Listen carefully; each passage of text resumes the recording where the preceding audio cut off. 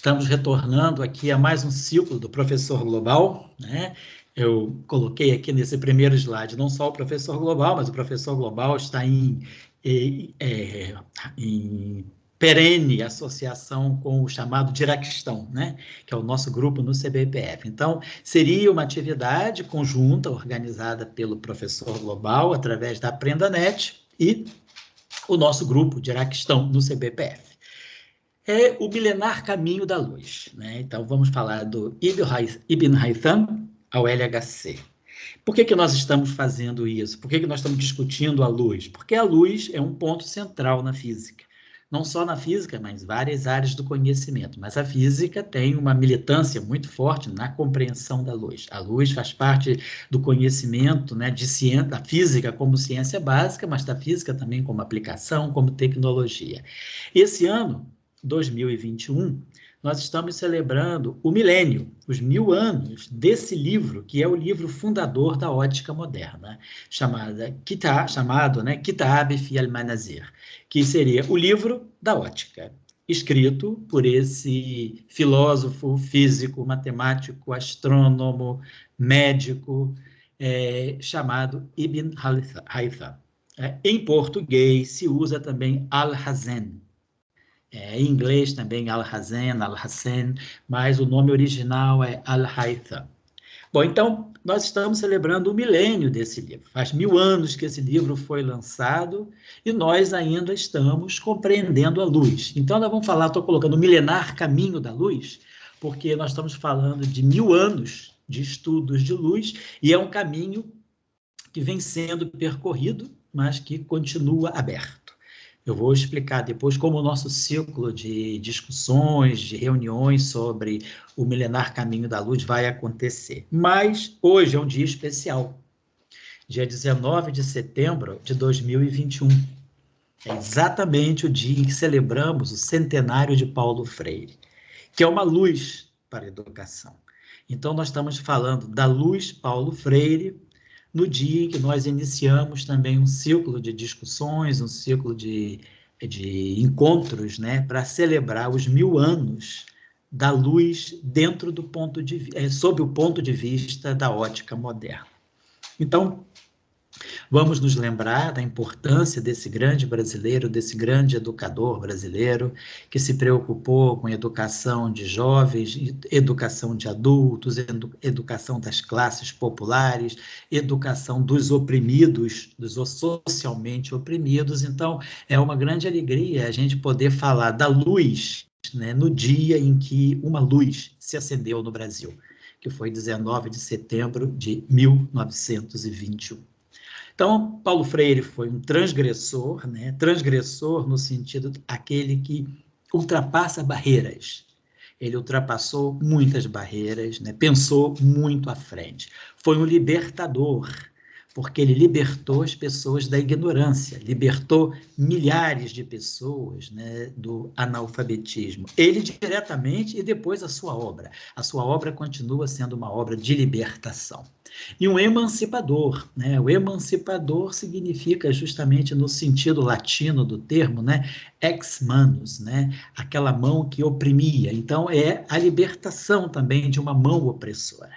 Então, quando você aprende a ler, quando, digamos, um trabalhador rural, que é analfabeto, que tem 50, 60 anos de idade, como muitos casos nós vimos já, né? Quando um camponês, né? Quando um operário, uma pessoa que é pouco letrada, aprende a ler, começa a dominar a leitura e a escrita, isso é um grande ato de libertação, é um grande ato de emancipação. Então, Paulo Freire, como muitos outros cientistas que nós conhecemos na física, como Einstein, como Paul Dirac, como Niels Bohr, também foi um transgressor, no sentido de ir além das fronteiras, um libertador, porque o conhecimento liberta, e um emancipador, porque trazendo conhecimento também, as pessoas se tornam mais independentes e começam a justamente se rebelar contra as mãos opressoras. Então, é muita satisfação a gente... foi praticamente assim, quase que... Não foi uma coincidência, mas foi uma série de de impedimentos, né, que não nos deixaram iniciar esse ciclo, né, sobre o milenar caminho da luz. Anteriormente, era para ter iniciado há 15 dias atrás, não pudemos. Então, estamos iniciando hoje, justamente no aniversário de 100 anos do Paulo Freire. É muita satisfação.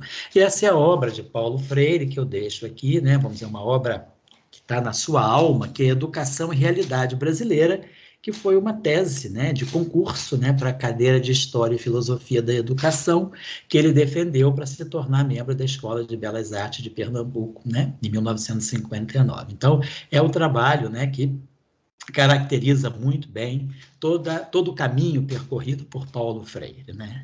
Então, finalizando, né, vale a pena a gente convidar as pessoas, né, a aprenderem mais, a saberem, a lerem sobre esse grande brasileiro.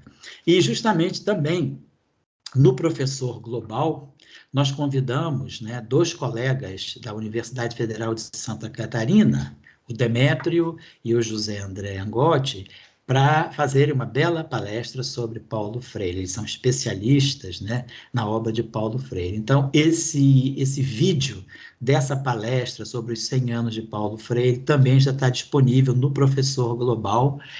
O Santiago, que está aqui ajudando na gravação, e o Matheus já lançaram, já colocaram o link no YouTube. Então, é uma outra abordagem, não essa minha abordagem de apenas um slide, mas uma abordagem profunda de mais de 1 hora de discussão e de apresentação sobre o Paulo Freire. Hoje era o dia, seria um dia para o Brasil estar fazendo uma celebração muito mais ampla sobre Paulo Freire, mas cada um faz aquilo que pode nesse momento e nós não queremos deixar de falar sobre ele. E mesmo numa palestra de física, né, nós estamos lembrando Paulo Freire, que numa palestra sobre a luz, ninguém, né, é mais luz do que Paulo Freire quando se fala de educação e de libertação através da educação. Bom, então vamos fazer um círculo. Eu separei aqui 8 tópicos, né? Quer dizer, não 8 tópicos, mas, digamos, 8 momentos desse ciclo.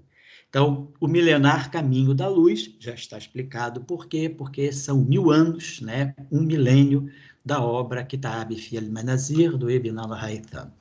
E hoje nós, então, iniciamos justamente apresentando um pouco, né, o al-Haytham, a sua época, os seus contemporâneos e a sua influência por cerca de 700, 800 anos, praticamente 8 séculos, né, naquilo que diz respeito à ótica em sua versão, como nós conhecemos hoje. Então, a obra de Al-Haytham, ela é uma obra que fica atual por 8 séculos. Só a partir do século XIX, final do século XVIII, início do século XIX, aparecem novos fenômenos que Al-Haytham não contemplou e que vão dar origem a uma ótica mais avançada e que logo depois vai se encontrar com o eletromagnetismo. Então, a palestra de hoje é mais sobre Ibn al-Haytham.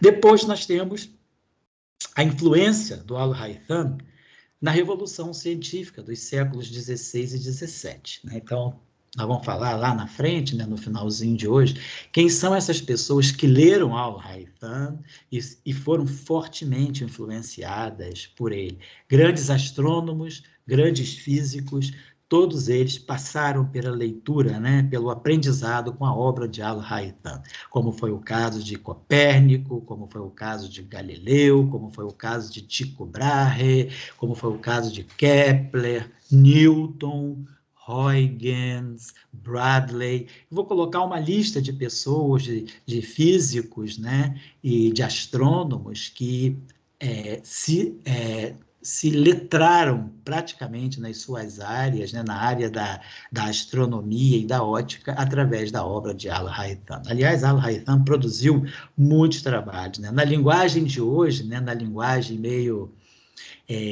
capitalista, né, da produção científica, se fala em produção científica, produtivismo, né, Ibn al-Haytham foi muito produtivo, ele publicou mais de 200 trabalhos, então ele hoje seria certamente um pesquisador 1A do CNPq.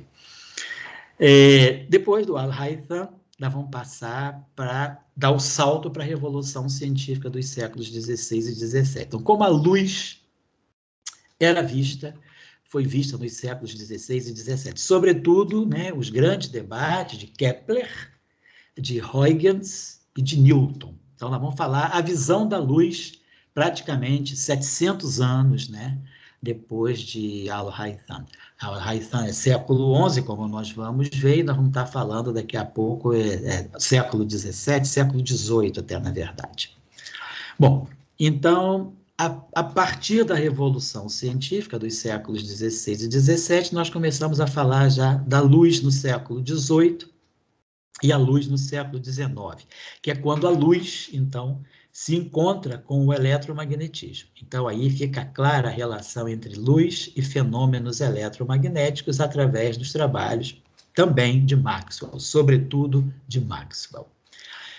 O século XIX avança, nós chegamos ao início, ano 1900, início do século XX, a luz, ela vai dar à luz a mecânica quântica. A mecânica quântica vai sair principalmente de debates, né, de novas compreensões sobre a luz absorvida e a luz emitida pelos átomos, né, novos efeitos, efeito fotoelétrico, efeito Compton, radiação do corpo negro. Então, nós vamos ver como a luz vai ser importante no processo de gestação e no processo de elaboração na alvorada da mecânica quântica. Então, nós vamos encontrar a luz gerando, né, dando origem também à mecânica quântica. Depois, logo que a mecânica quântica se instaura, a luz também vai dar à luz a discussão dos campos quânticos, que é quando o professor Paul Dirac, em 1917, entra com o campo eletromagnético, né, o campo da luz, digamos assim, o campo do fóton, e o quantiza. Então, é a partir da luz que nascem também os campos quânticos. O primeiro campo que foi quantizado, que deixa de ser um campo clássico e passa a ser um campo quântico, foi justamente o campo eletromagnético, o campo ligado ao fóton, o campo ligado à luz. Então, a luz está na gestação e no nascimento da mecânica quântica e da teoria quântica de campos, ou a teoria dos campos quânticos. Em seguida, já no final dos anos 20, 1920, e ao longo da década de 30, a luz e a mecânica quântica, elas começam juntas, né, a trabalhar a questão dos efeitos não lineares no eletromagnetismo. Então, no momento que se percebe que a luz é matéria, que a luz se comporta, tem o comportamento também material, o comportamento corpuscular, como fica claro a partir do efeito Compton, em 1923, já que nós falamos de partículas quânticas, partículas que sofrem processos de espalhamento, então o espalhamento, a interferência da luz com a luz poderia ser vista como espalhamento de fótons, e aí a questão do espalhamento de fótons começa a gerar uma atividade muito intensa nos anos 20 e nos anos 30 e nunca parou. Efeitos que foram previstos nos anos 30 só foram realmente medidos diretamente agora, em 2017, praticamente 85, 87, 90 anos depois, esses efeitos são medidos no LHC. Então, é perene, né? O caminhar da luz, a luz nunca vai parar de caminhar. Depois, final dos anos 30, né, e ao longo dos anos 20, 30 também, né, a discussão das simetrias espaço-temporais relacionadas com a luz. Então, toda a discussão do grupo de Lorentz, que é um grupo de simetrias ligado à estrutura causal do espaço-tempo, definida pelo absoluto, que é a velocidade da luz, e então, a partir das representações do grupo de Lorentz, nós tiramos o conceito de campos relativísticos. Indo mais à frente, o grupo de Poincaré, sempre no espaço de Minkowski, a luz como paradigma, nós vamos chegar às partículas, né? A classificação das partículas através de seus números quânticos espaço-temporais. Então, a luz também, ela está por trás, né, da organização das partículas de matéria. Bom, então, a partir das décadas de 40, 50, 60, nós vamos estudando interações que não são só as interações eletromagnéticas, por exemplo, a interação nuclear forte, a interação nuclear fraca e a própria interação gravitacional dentro de uma visão mais quântica, e aí nós vamos chegar ao que a gente chama aqui de Fiat Lux do modelo padrão. Como compreender a luz no âmbito do modelo padrão da física de interações fundamentais. Quando aparece a luz, né? Quando aparece a interação eletrofraca. Então, o universo inicia, tem o Big Bang, depois tem a era de resfriamento, nós temos a escala planckiana, da escala de Planck nós chegamos na escala de grande unificação, 10 a menos 38 segundos após o Big Bang. Depois, 10 a menos 10 segundos, né, 1/10 de bilionésimo de segundo após o Big Bang, nós chegamos na transição de fase eletrofraca. É aí que o fóton aparece. Então, o Fiat Lux, ele se dá dentro, né, digamos assim, dos cânones, dentro do conto, da fábula do modelo padrão, o Fiat Lux se dá 10 a menos 10 segundos, 1/10 de bilionésimo de segundo após o Big Bang. Vamos falar, então, sobre toda essa movimentação. E, finalmente, a partir do modelo padrão, muitas previsões são feitas, essas previsões são testadas em aceleradores, novas gerações de aceleradores em andamento, e aqueles que vão ainda ser lançados na década de 30, na década de 2030, na década de 2040, né? Como o ILC, como o CLIC, como o acelerador também, o ILC, o International Linear Accelerator, o CLIC, tem também o FCC também. Então, nós temos vários aceleradores sendo programados para também medir efeitos ligados à luz. Então, aqui eu coloco o LHC, inova física à luz da luz. Então, esse último luz está com letra maiúscula, porque a luz é o nosso sujeito principal aqui das discussões. Então, será que com a física do LHC, com os experimentos do LHC, será que os experimentos ligados à luz vão dar origem, vão nos levar a conhecimento sobre alguma nova física, além do modelo padrão? Então, nós queremos chegar nas fronteiras da luz. Então, nós queremos falar praticamente dessa caminhada milenar. Nós estamos saindo de Al-Haytham, em 1021, e estamos chegando ao LHC em 2021, 1000 anos depois. E, importante, muito importante, como nós vamos ver, Al-Haytham está por trás também da filosofia de geração de aceleradores. Claro que ele não pensou num acelerador, mas a metodologia científica que o Al-Haytham introduz, antecipando Galileu de 500 anos, no método científico, como nós vamos falar aqui, ele coloca a questão da experimentação como sendo muito mais do que a mera observação, mas sim como sendo o teste de hipóteses feitas para se formular um problema. Então, o Al-Haytham está presente também nessa ideia de se construir aparelhos cada vez mais complexos para se fazer medidas cada vez mais precisas e se testar novas teorias, novas hipóteses, novos conceitos da física. Então, se Deus quiser, todos tendo saúde, nos dias de hoje, a gente sabe que a saúde ela é meio precária, mas tendo saúde, podendo caminhar, vamos caminhar junto com a luz para tentar fazer esses 8 encontros que a gente está, vamos dizer assim, dedicando à celebração do milênio do livro da ótica, Kitab fi al-Manadir, é o livro da ótica, e vamos dedicar também ao centenário da luz, Paulo Freire. Então, esperemos que consigamos fazer essas 8 palestras gradualmente.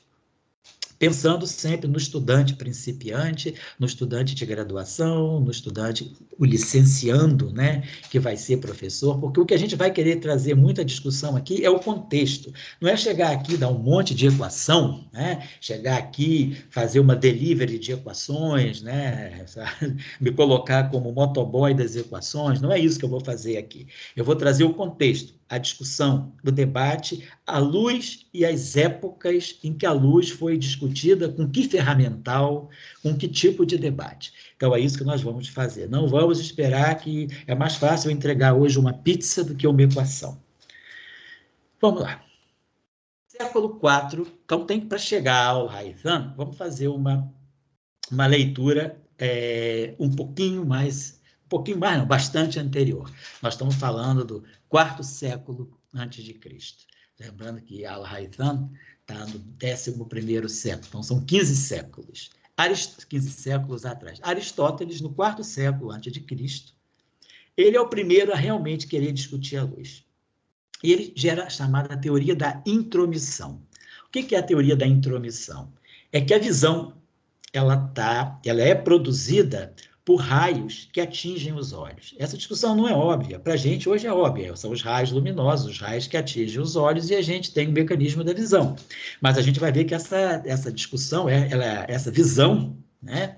Essa postura de compreensão, a teoria da intromissão, ela é contrastada. Daqui a pouco a gente vai ver por Euclides. Então, a teoria da intromissão, ela, inclusive, foi depois aceita, reforçada por Lucrécius, né?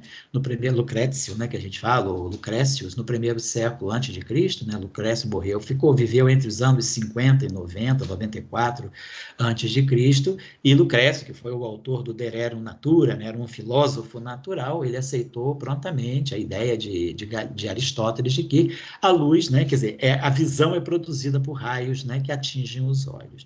Só que Aristóteles estava muito mais interessado em compreender digamos assim, o mecanismo da visão, o fenômeno da visão, né? O fenômeno fisiológico da visão, do que fazer uma investigação sistemática sobre a natureza da luz. Mas isso no quarto século antes de Cristo. Lembrando, né, que Aristóteles viveu entre mais ou menos 384 a 322 antes de Cristo, se não me engano. 384 a 322 a.C. Então, no quarto século, Aristóteles já vem buscando uma compreensão do fenômeno da visão em conexão com raios que atingem os olhos. No século III, Euclides ele vive realmente no século III, né?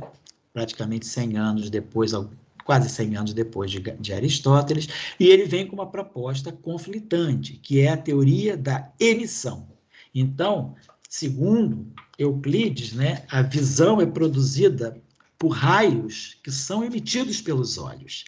Então, ao invés dos raios luminosos incidirem e impressionarem os nossos olhos, somos nós que geramos esses raios que vão produzir a visão, como se nós fôssemos, né, esses filmes de extraterrestres que lançam raios, né? E essa aí é a primeira. Mas o mérito de Euclides, ele faz uma investigação sistemática, ele está mais interessado em compreender a natureza da luz do que o fenômeno da visão. Digamos assim, Aristóteles estava com a percepção correta. Então, ele estava com a percepção correta, mas com o foco deslocado. Ele estava querendo entender mais a visão do que a luz. Já Euclides, ele está com a visão incorreta, mas ele está com a busca correta, que é realmente compreender a natureza da luz. Essa obra aqui é muito interessante, né? A Ótica de Euclides. Então, para quem está interessado em história da ciência, filosofia da ciência, às vezes para levar um material bom para a sala de aula, quando a gente está dando aula de ótica, né? Motivar o nosso estudante a um debate, né, sobre como a luz foi percebida ao longo dos milênios, né? Esse artigo aqui, publicado no Journal of the Optical Society of America, de 1955, né? Então, é o livro de Euclides traduzido para o inglês. Está muito interessante essa obra aqui, então, que ela tem um caráter histórico muito relevante.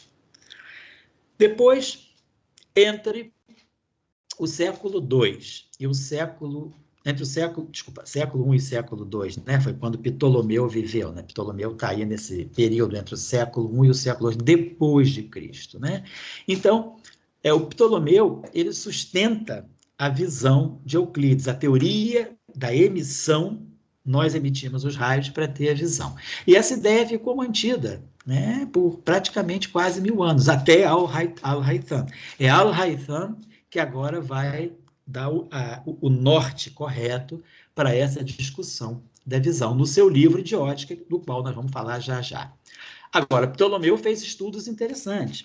Ptolomeu estudou o fenômeno da reflexão da luz, estudou o fenômeno da refração da luz, que é a passagem da luz de um meio para outro, mudando, então, a trajetória do seu raio luminoso, defletindo, né, a luz, quando a luz passa de um meio para outro, e ele fez uma medida correta do ângulo de refração da luz que sai do ar e passa para a água. Então, é interessante ver como Ptolomeu, da mesma forma que Euclides, trabalhando com uma percepção diferente do que é a visão, porém ele faz estudos corretos sobre a luz. Quer dizer, o foco de Euclides e o foco de Ptolomeu, ambos trabalham buscando compreender a natureza da luz e suas propriedades. Aqui tem esse resumo também, esse artigo aqui é muito bom, né? A teoria de Ptolomeu da percepção visual. Então, é uma tradução, né, para o inglês dessa obra da ótica, né, tem introdução, tem comentário, é uma publicação chamada Transactions of the American Philosophical Society.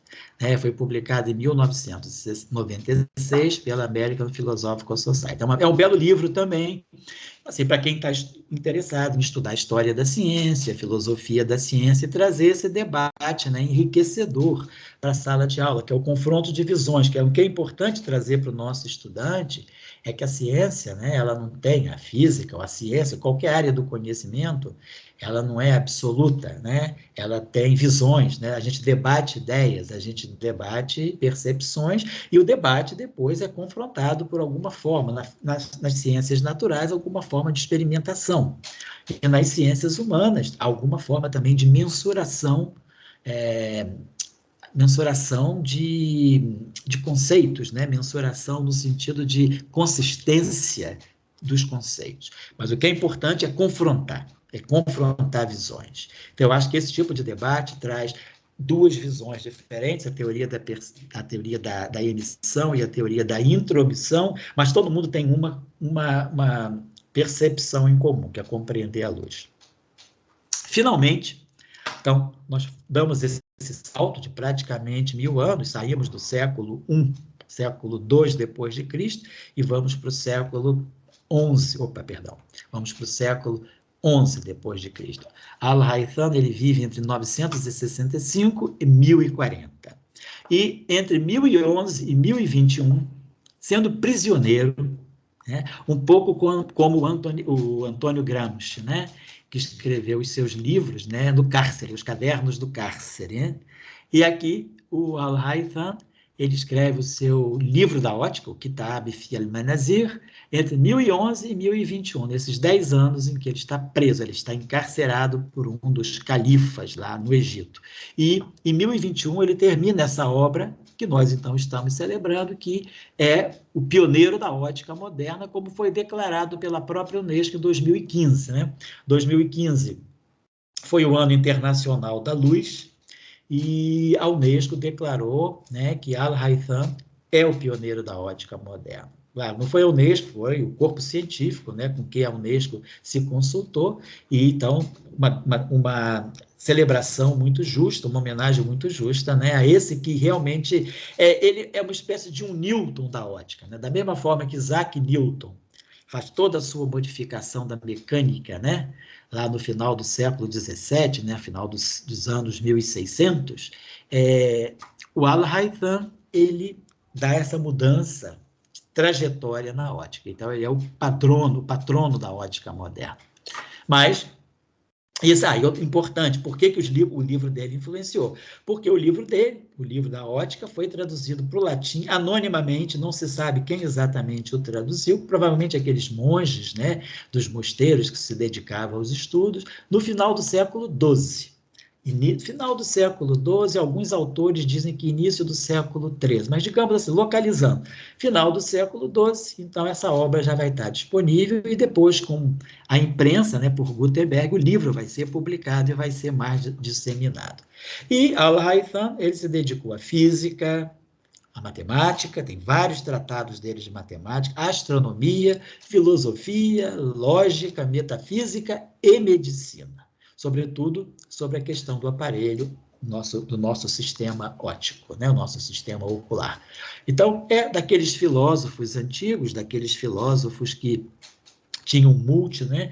Trabalhavam com a multidisciplinaridade. Então, nós estamos falando dessa pessoa e desse livro. Outra coisa importante é que não só, talvez por alguns autores é considerado até o maior feito do Al-Haytham, é ele ter sido precursor do método científico de Galileu.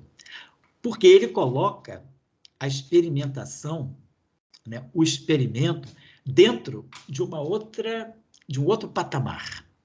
Porque a experimentação, até então, era simplesmente o fato de você descobrir alguma coisa trabalhando experimentalmente. Aqui não.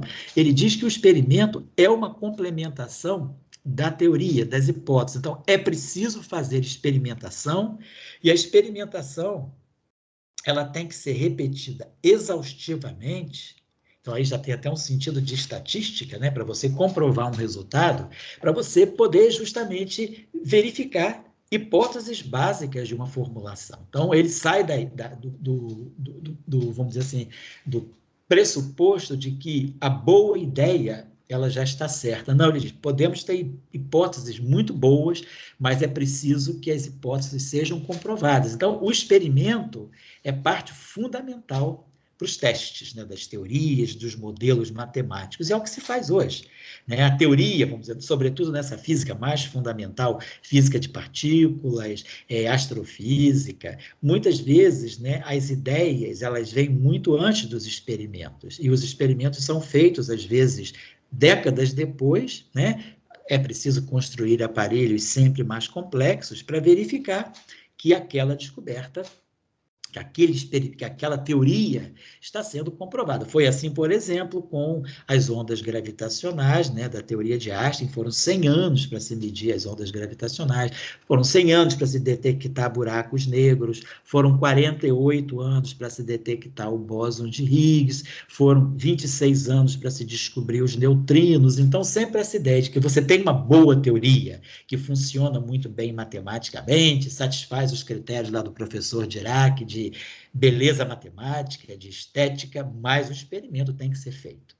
E aí a comprovação, a experimentação é muito importante para comprovar as hipóteses e as teorias. E é isso que Al-Haytham lança, né? Quer dizer, na verdade, ele lança as bases do método científico de Galileu, que é a observação, a construção de hipóteses, o modelo, e aí previsão de fenômenos, e se vai ao laboratório testar para ver se algumas das previsões elas realmente fecham com a teoria.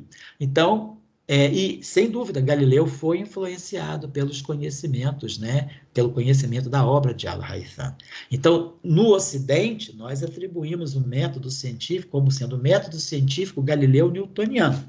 Mas, na verdade, esse método científico começa não só com Al-Haytham, mas com outros precursores também da ciência islâmica do mesmo século XI, que foram contemporâneos do Al-Haytham, como, por exemplo, Al-Biruni e o Ibn Sina, que nós chamamos aqui de Avicena. Então, foram também esses filósofos naturais contemporâneos do Al-Haytham que preconizaram esse método científico baseado na experimentação como comprovação de hipóteses, não experimentação acidental, que alguma descoberta é feita experimentalmente.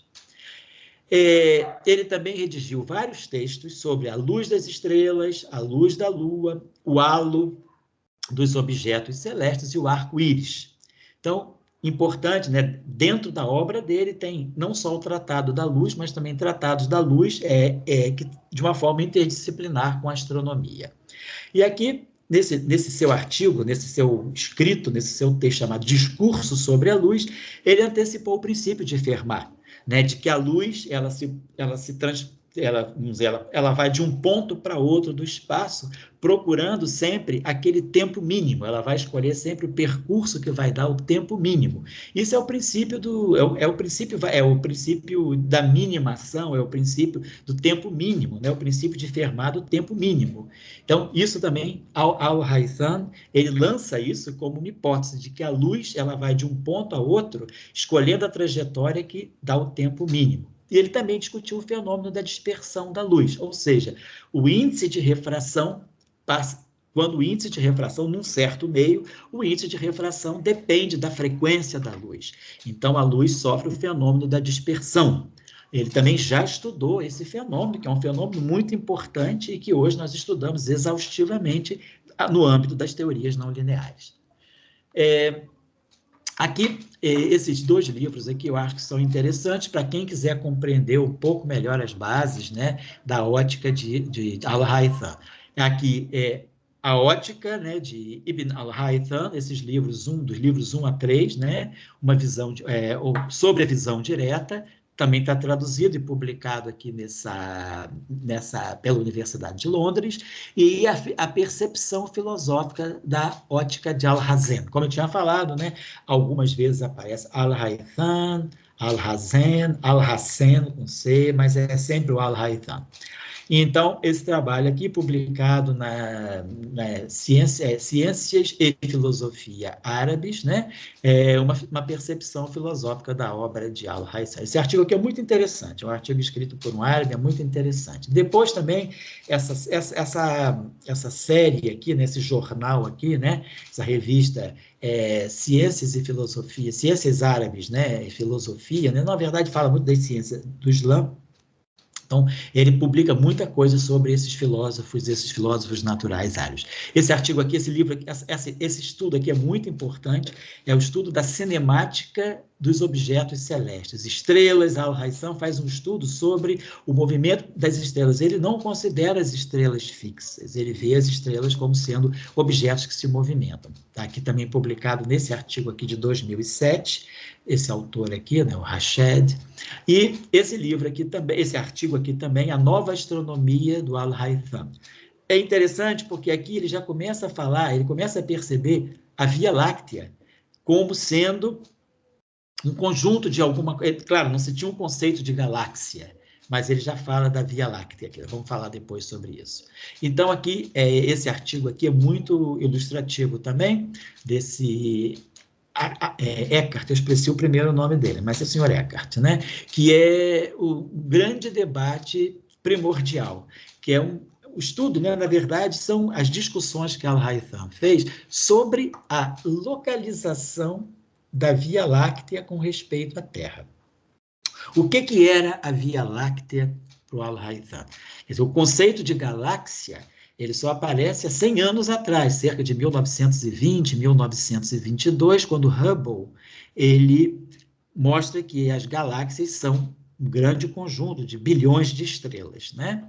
Então, aqui, mas o que era uma galáxia, né? Quer dizer, o que era essa Via Láctea? O que era Andrômeda para Al-Haytham e para os seus contemporâneos, né? Então, aqui, baseado nesse livro, chamado Livro das Estrelas Fixas, né? Um livro do ano de 964, portanto, um livro um pouco anterior ao nascimento, né? Quer dizer, um pouco anterior à obra de Al-Haytham, é um livro escrito por esse senhor aqui, Abd al-Hadi, né, que é iraniano, ele já conhecia, esse Al-Sufi já conhecia Andrômeda e a Grande Nuvem de Magalhães. Claro, como eu coloquei aqui, não como galáxias, né? Mas ele tratava como se fossem nuvens, como se fossem nuvens, e isso que o Al-Haytham vai estudar. Quer dizer, a Milky Way, a Via Láctea para o Al-Haytham, era como se fosse uma grande nuvem, e ele queria saber qual era a distância dessa nuvem em relação à Terra. No fundo, ele estava buscando até a posição da Terra em relação a essa nuvem. Então, esse livro do Al-Sufi, né, chamado Livro das Estrelas Fixas, teve um impacto muito importante sobre Tycho Brahe. E Tycho Brahe foi um astrônomo, né, do século XVI, que deu grandes contribuições ao estudo da astronomia. Aqui, uma frase muito interessante, né, vamos dizer assim, do filósofo Al-Haytham, do filósofo da ciência. Ele tem um texto, né, um trabalho seu chamado As Dúvidas em Ptolomeu. Ele sempre colocou o Ptolomeu muito em xeque. Olha o que ele diz aqui, eu vou já falar, eu vou fazer uma tradução assim mais ou menos grosseira, mas está aqui, né? Ele diz que a verdade é buscada para o seu próprio bem, quer dizer, a verdade ela é procurada para o seu próprio bem.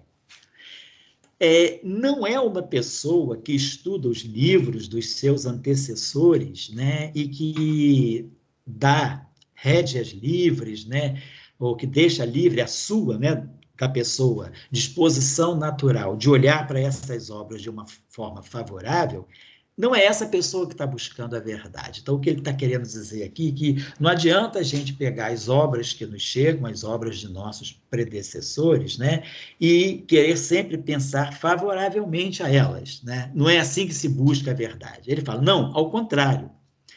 A pessoa que está pensando sobre essas obras, sobre esses escritos, né, e está cheia de dúvidas e que tenta seguir as provas e as demonstrações, ao invés de seguir as afirmações, né, como sendo uma disposição natural e que muitas vezes é caracterizada por defeitos e deficiências. Então, não é para seguir as obras, no fundo ele está dizendo isso, não é para seguir as obras de nossos predecessores cegamente. Se você está querendo buscar a verdade, você tem que desconfiar das obras. Então ele diz, a pessoa que estuda livros científicos com a visão de querer conhecer a verdade, deveria se colocar de uma forma crítica e hostil a tudo aquilo que ela estuda. Então, ou seja, ela tem que colocar em xeque o que ela está estudando. Então, a pessoa que está estudando ciência, vamos dizer assim, está buscando conhecimento, né? E que, dentro desse conhecimento, ela quer buscar aquela verdade daquele conhecimento, ela deve assumir uma postura crítica, hostil, a tudo aquilo que ela estuda. Então, ele fala, se essa pessoa toma, né? Aqui está apagada, mas vamos dizer assim, se ele toma esse caminho para buscar a verdade vai ser revelada a ele. Quer dizer, a verdade vai aparecer no momento que ele tiver uma postura crítica e uma postura de colocar em xeque tudo aquilo que é passado a ele. E vai revelar a ele, então, quer dizer, a verdade vai ser revelada a eles e os erros, né, naquilo que os seus predecessores escreveram, vão saltar claramente à vista. Então, é isso que ele está querendo dizer. O papel, então, quando ele discute, né, a obra de Ptolomeu, que ele coloca em xeque Ptolomeu, então tinha essa visão, né, da emissão, quer dizer, a visão é produzida por raios luminosos que saem dos nossos olhos. Ele reverteu essa ideia e ele adotou a teoria da intromissão. São os raios luminosos que interferem na nossa visão, que produzem a nossa visão. Então, ele vai sempre criticar a obra de Ptolomeu. Também como astrônomo, ele vai criticar a obra de Ptolomeu. Então, ele diz, se você quer buscar a verdade na ciência, você tem, claro, que respeitar, mas você tem que ler sempre com olhos críticos, e ele coloca de uma forma um pouquinho assim, mais assim, até incisiva, né? Você tem que assumir uma postura crítica hostil, né, a tudo aquilo que você estuda. Ou seja, discutir sempre, essa é a ideia. Não há uma verdade. Nós estamos colocando. Então, acho que isso é importante passar, sobretudo, às vezes, para a pessoa mais leiga, que pensa que a ciência ela é dominada por verdades. As verdades da ciência são transitórias também, né? Uma teoria dura, pode durar muito tempo. Vamos dizer assim, a teoria geocêntrica durou muito tempo, até que veio Copérnico e instaurou a teoria heliocêntrica, né? Então, a gente sabe que as coisas, a teoria newtoniana, ela foi colocada em xeque por Einstein, e aí Einstein traz a relatividade, que estende os limites, mostra que a física newtoniana, ela vai, né? Quer dizer, ela vem lá do século XVII até o século XX, 300 anos de física newtoniana como sendo uma verdade. Depois Einstein mostra, não, eu preciso ir além. Essa teoria, ela vale até esse ponto. Daqui para frente eu tenho que buscar uma nova física, que na época foi a teoria da relatividade. Então, Sempre essa postura. Einstein foi uma pessoa que adotou muito essa postura, a postura de criticar tudo aquilo que era passado a ele. Então, eu acho muito preconizador, muito antecipador, porque nós estamos falando aqui do século XI, onde o conhecimento, sobretudo no Ocidente, era completamente dominado pela física aristotélica. Então, esses, né, cientistas árabes do Islã, eles vão colocar em xeque o próprio método, né, vão criar um novo método científico que vai ser adotado pelo Ocidente 500 anos depois. Então, acho que isso é muito importante da gente compreender e também, assim, perceber por quê, qual era o contexto, por que a ciência islâmica estava avançando dessa forma e o cristianismo não. Por que que, vamos dizer assim, a Igreja Católica, né, que dominava o conhecimento, ela impunha, por exemplo, geocentrismo, ela era aristotélica, ptolomaica também, digamos assim. Mas por que que o Islã ele adota uma outra postura? Ele tem toda uma ligação com a ciência grega e também com o próprio Corão. Eu não vou ficar falando aqui, assim, eu não sou especialista em religião, né, mas o pouco que a gente lê, que a gente assiste debates de pessoas que conhecem, né, lê textos bem escritos por especialistas, a gente percebe que o Corão não é só um livro de leis, não é só um livro de religião, mas é um livro do conhecimento, né? As leis estão na Sharia, mas o Corão é um livro do conhecimento, é um livro de medicina, é um livro de higiene, então é um livro de ele tem várias leituras dentro do Corão. E é um livro da ciência. Tem trechos do Corão, né? Tem a Surata do Sol, né? Uma surata, as suratas são os capítulos do Corão. A Surata do Sol, né? Al-Shams, é fantástica. A gente está, assim, seguindo quase com um tratado de astronomia. Fala da luz do Sol, da luz das estrelas, isso tudo está dentro do Corão. Então, o Corão estimulava muito, né, a busca do conhecimento da natureza. Por que que aconteceu? Vamos ver lá no final. Aqui, então, esses dois artigos aqui falam do Al-Haytham e o método científico. Esse trabalho aqui está muito bom, publicado pelos anais de medicina da Arábia Saudita, né? Esses dois pesquisadores aqui escrevem esse artigo muito interessante sobre o Al-Haytham, que é o pai da ótica moderna. E esse aqui, esse Stephens, passei rápido, esse Stephens escreve aqui, Ibn al-Haytham, o primeiro cientista. Esse aqui é um livro que está publicado aqui pela Morgan Reynolds, e esse aqui não, esse aqui é um artigo que está publicado nos anais do Jornal de Medicina da Arábia Saudita. Mas é um artigo muito bom, eu gostei muito desse artigo aqui.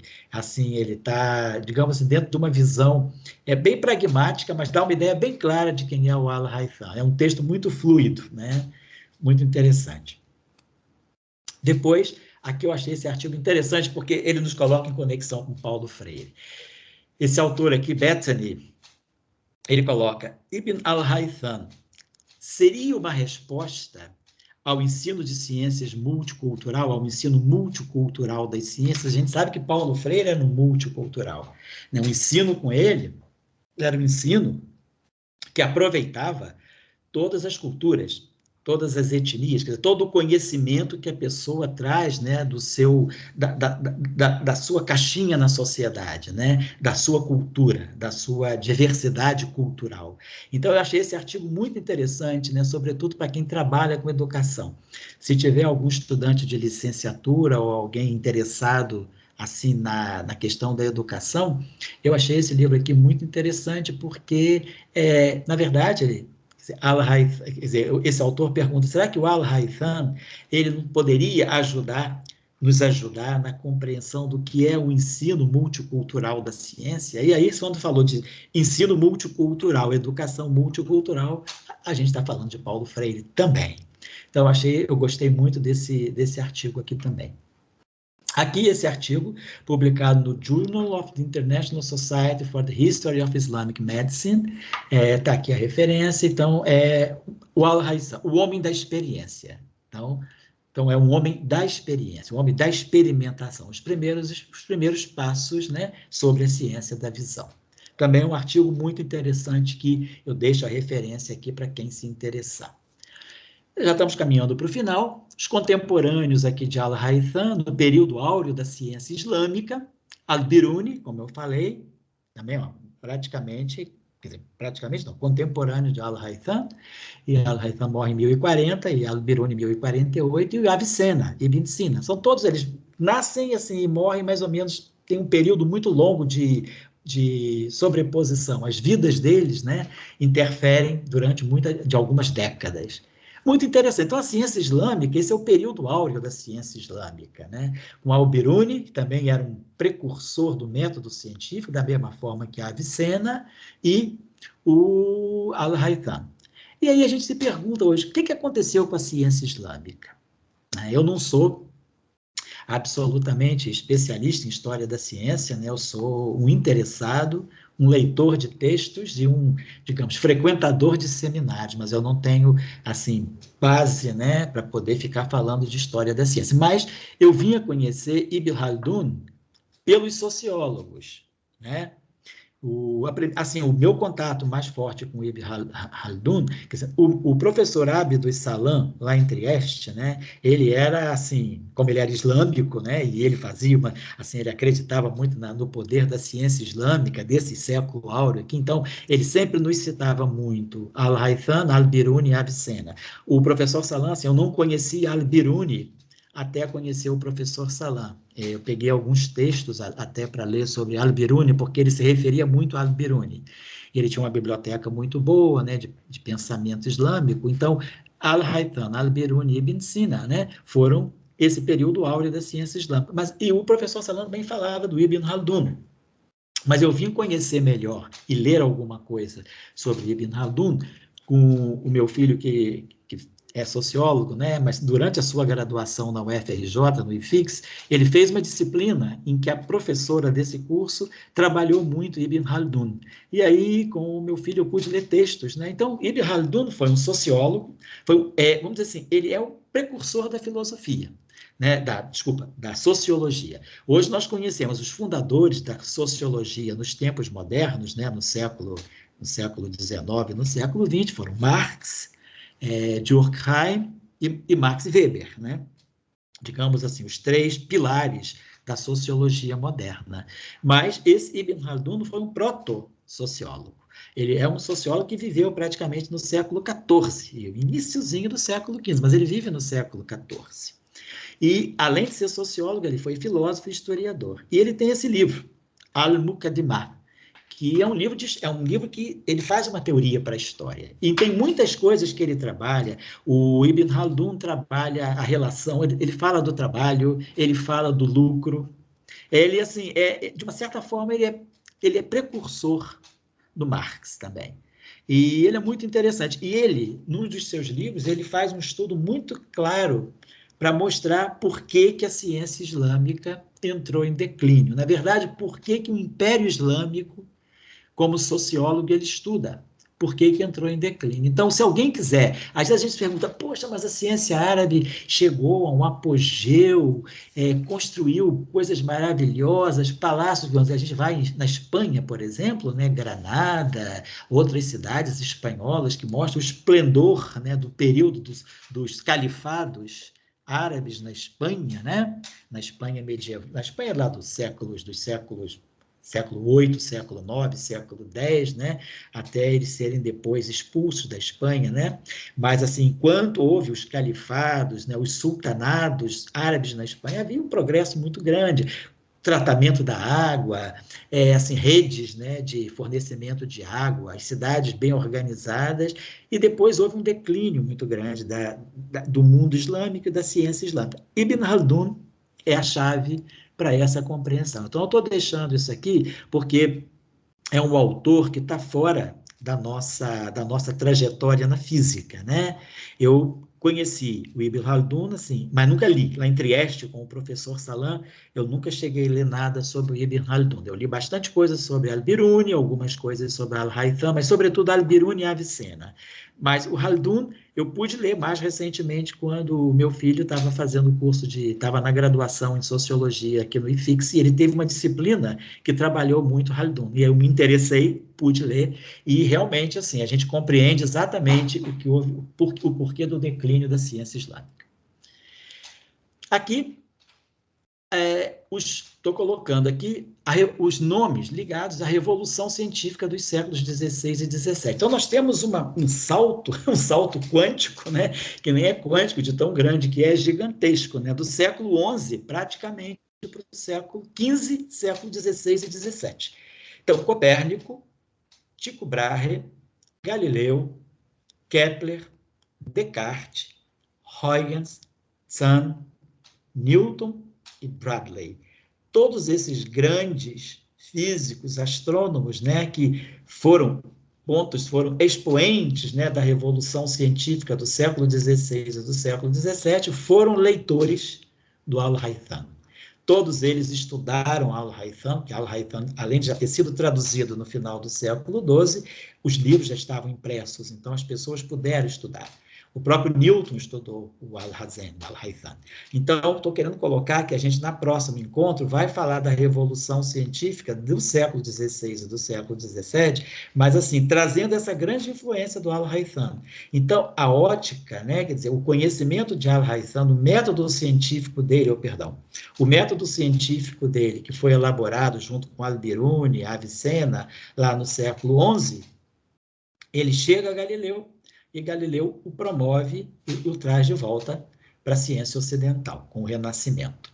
Então, nós temos aqui a importância dessas pessoas com 5 séculos de antecipação, né, a importância delas para a revolução científica dos séculos XVI e XVII. E o próximo encontro, nós vamos sair de Al-Haytham e vamos chegar à revolução científica dos séculos XVI e XVII. Mas, claro, o nosso assunto não vai ser a história da revolução científica. Nós vamos começar a ver agora a palestra 2, na verdade, vai ser a luz dentro dessa visão da revolução científica do século XX. Então, o que foi a luz para o Tycho Brahe?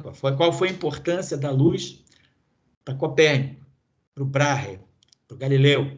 A Galileu, né, fez a luneta, observação, ótica, livro da ótica, está aí. Al-Haytham estudou isso. Kepler, Descartes, mas sobretudo a questão do método científico. Huygens, a discussão, a polarização Huygens-Newton, né? Para Huygens, a luz, né, vamos dizer, tem um caráter ondulatório, né? Mas assim, não é um caráter de partícula. A Huygens ainda não falava de onda, na verdade, o caráter ondulatório só vem no início do século XIX, com Young e com Fresnel. Mas Huygens tinha um tratamento da onda não como uma visão corpuscular, como Newton tinha. Então, havia essa discussão, esse debate aqui. Então, a luz já trazia uma polarização, já trazia essa dualidade. Matéria, natureza corpuscular, natureza ondulatória com Huygens.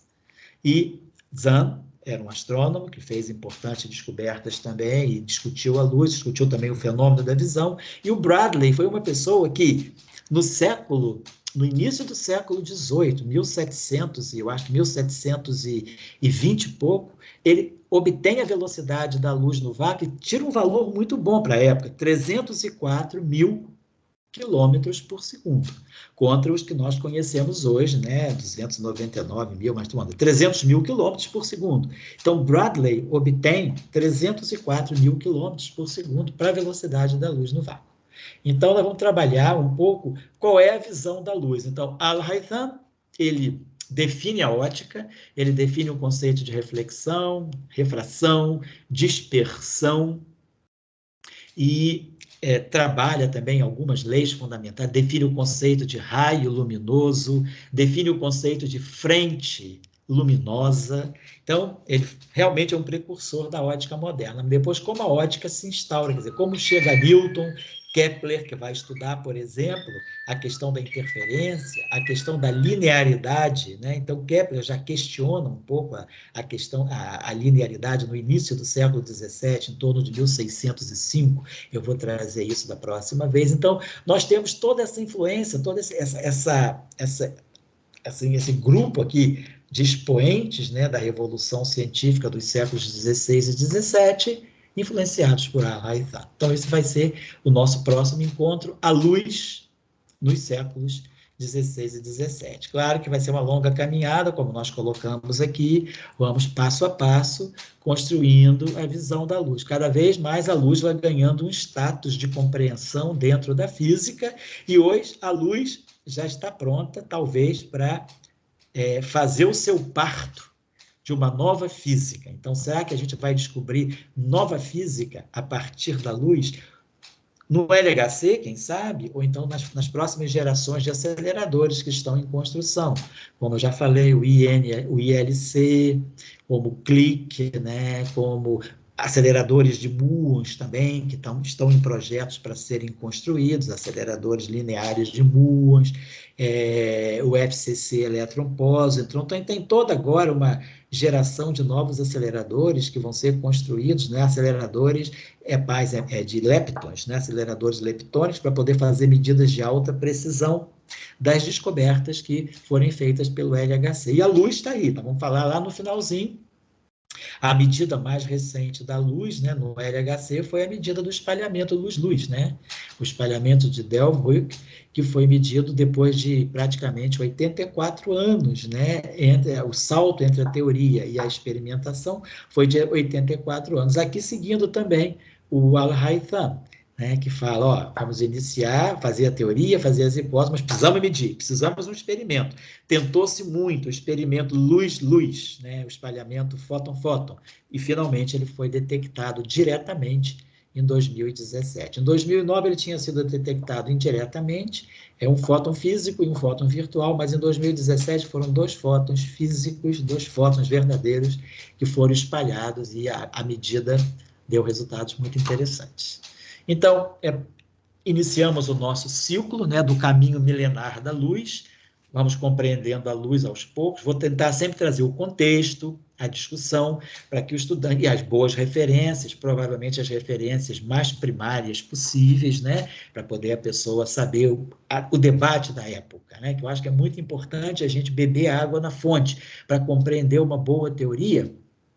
É importante saber como a teoria foi gestada, não é receber já a teoria empacotada, né? Que vem um livro e eu vou... Tudo bem, faz parte do aprendizado, mas se a gente puder ter acesso às fontes primárias, é muito importante ler os artigos originais para ver como os criadores da obra pensaram. Lá em Trieste, o professor Salan tinha uma biblioteca dele, pessoal, muito boa, a qual a gente tinha acesso, pedindo permissão, para poder ler, por exemplo, para poder fazer um trabalho que a gente chama de crítica genética. É ver, por exemplo, como o professor Salan trocou correspondência com outros autores, né, e ele foi um dos criadores da teoria eletrofrágil. Então, quando você conversa com o autor, quando você vai aos arquivos do autor, vê os escritos do autor da obra, vê como ele debateu, analisa as suas marginálias de livros e de artigos que leu, você começa a se localizar como a obra foi concebida. Então, eu acho que isso é muito importante, a gente resgatar essa leitura dentro da física. Não adianta só fazer cálculo, é importante, faz parte do trabalho, fazer cálculo, ter uma formação técnica. Estou falando isso para os estudantes, que às vezes a gente fica meio perdido, faz tanto cálculo e não sabe o que está fazendo. Então, é importante fazer o cálculo, temos que ter um conhecimento técnico, um conhecimento bom de matemática, um experimental, conhecer bem as técnicas experimentais, e um fenomenólogo conhecer a teoria e o experimento, mas temos que conhecer também a gênese da obra, porque isso nos coloca dentro da obra. Você vai compreender por que as coisas são como são. Então, por que veio o campo de Higgs na teoria eletrofrágil? Por que na época se concebeu o campo escalar como sendo fundamental para a quebra espontânea de simetria? Então, a gente precisa compreender, e eu acho que às vezes a gente a minha ideia aqui vai ser justamente isso, trabalhar o contexto, trabalhar as ideias e ver como o conceito vai evoluindo com o tempo, até nós chegarmos à fronteira, né, da luz. Então, eu queria agradecer ao Santiago por essa grande ajuda nessa noite de domingo. agradecer ao Santiago, ao Matheus e aos colegas do Professor Global por estarem permitindo a gente fazer esse tipo de discussão, que nós também aprendemos repensando todas essas coisas, colocando as ideias no lugar, porque nós mesmos que damos aula e fazemos pesquisa, a gente vai muito, né, na correnteza, e às vezes a gente esquece de parar para pensar e arrumar as ideias no lugar. Então, quando a gente vai arrumar as ideias no lugar para passar para alguém, a gente também aprende muito. Então, eu queria agradecer essa oportunidade e lembrar a todos, vamos celebrar Paulo Freire, vamos ler Paulo Freire, né, não só por aquilo que ele foi na educação, mas pela sua postura de cidadão extremamente solidário, né, e que vem sendo hoje, infelizmente, desqualificado, né, por pessoas que estão ocupando cargos importantes da educação de nosso país. Então, nós temos a obrigação de defender Paulo Freire. Mesmo que a gente não vá para frente de batalha, não sejamos portadores da educação freiriana na sala de aula, mas ler essa pessoa, difundir os seus trabalhos, é muito importante. Então, o que eu estava colocando, é a luz dentro da luz. Um abraço a todos, agradeço de novo ao Santiago, ao Matheus, ao Professor Global, e, se Deus quiser, na próxima semana voltamos para trabalhar a luz no contexto da Revolução Científica do século XVI e do século XVII. Muito obrigado, boa noite, até a próxima. Saúde a todos!